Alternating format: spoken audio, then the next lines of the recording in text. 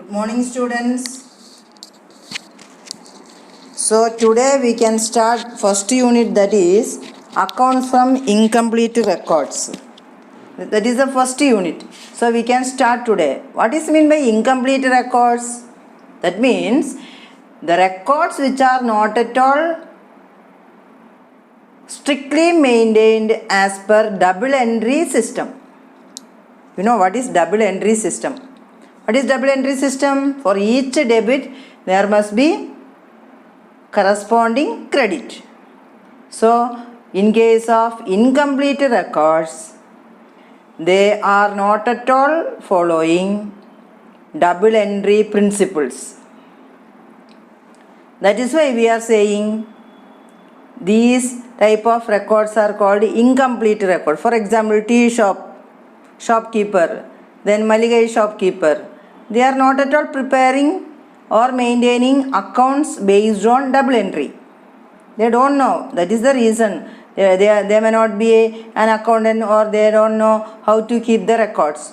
Anyway, they are writing down the cash incomings, cash outgoings, some purchases that may be entered there. So they are all keeping incomplete records. So how to find out if there is any profit through this type of business organization? So here we can see that some items are missing in the books of accounts. So by using the items available in the books, we can find out the missing figures that we are doing in this unit. Okay, so these are considered as unscientific way of bookkeeping, not a scientific way. That means they are not at all following the principles of accounting. Okay, so this unit, how the incomplete records can be evaluated and how to find out the missing items which are not at all entered in the books of accounts. So next we are seeing what are all the features of incomplete records. Features or characteristics of incomplete records. First one is nature. Here I already explained that they are preparing unscientific records, unscientific manner. They are keeping unscientific way of bookkeeping. So that is not a systematic one. So if they are not at all preparing accounts in a scientific way, we cannot say that they are preparing systematic way. So the nature itself, we can say that these type of organizations are preparing incomplete records. That is the first point, nature. Then the second one is type of accounts maintained. What are all the various types of accounts maintained? In case of double entry principles, we say that there are three types of accounts: personal account, real account, nominal account. All these accounts are prepared. But in case of incomplete records, they prepare only cash account and personal accounts. The other accounts are not at all maintained, that are omitted in the books. So they prepare the incomplete records, they prepare only cash and personal accounts. Then the third one is lack of uniformity. That means these transactions which are entered in the books of accounts are not uniform same type.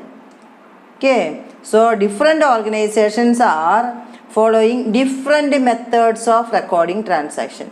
That is no uniformity. Various organizations are there. So each of them preparing in a different manner. Then the fourth point is financial statements may not represent true and fair view, because they are not at all recording all the books of accounts. They are inaccurate records of accounts. They are not completely recording, no. So the financial statements cannot show in an accurate way, because they kept their accounts in an incomplete way. That is, they cannot prepare, they cannot find out the profitability, and they cannot find out the assets and liabilities as per the financial rules. Then the next one is suitability. So, all type of organizations cannot prepare same type of accounts. Based upon their business, they may prepare various records.